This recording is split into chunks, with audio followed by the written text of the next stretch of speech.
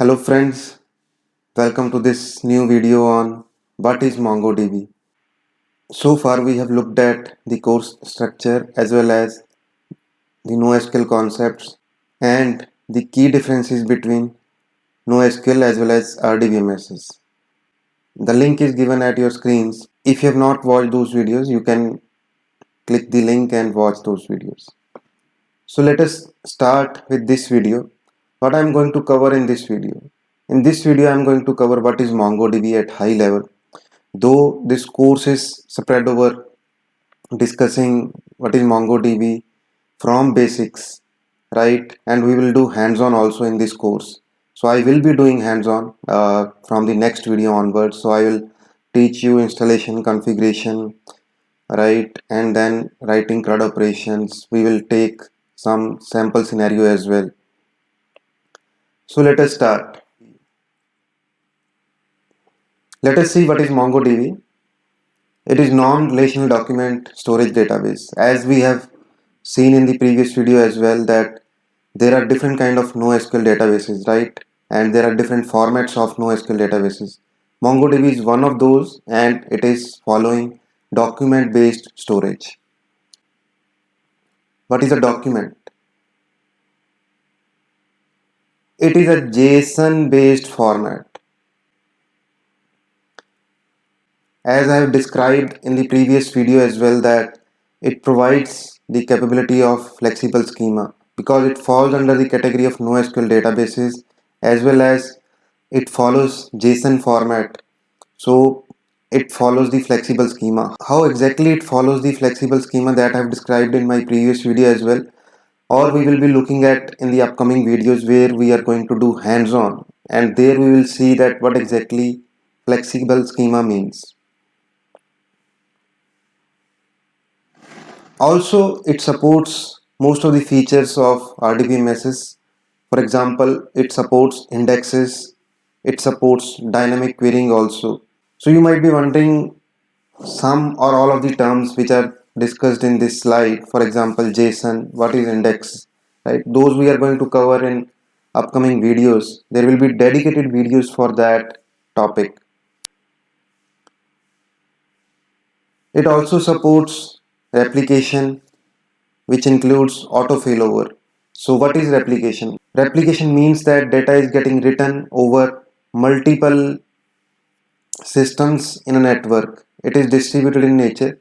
So if we are writing data to some server, so then it is getting replicated to other servers as well, which are attached to that primary server. How is that being done? That we are going to look at in a dedicated section for replication, which comes under advanced topics of MongoDB. So what will happen if our main server goes down, right? So replication provides us the capability of auto failover. MongoDB has that specific feature since long that whenever a node goes down, then the other nodes can automatically go up just to avoid downtime. So that way it provides highly available database system also. It supports sharding also. Sharding is again the concept of partitioning our data into multiple systems. If I have a table which is having billions or millions of rows, right, then in that case, all of those billion rows will not be present in one computer or one node, right? So MongoDB also provides the capability of auto sharding. So we will have to define some partitioning keys to take care of sharding part. It is the job of MongoDB to request and response the data to the best of performance. Because MongoDB is based on JSON, so it will be good to discuss about JSON also. It is JavaScript object notation. So if I take an example of JSON document, the JSON document structure looks like this.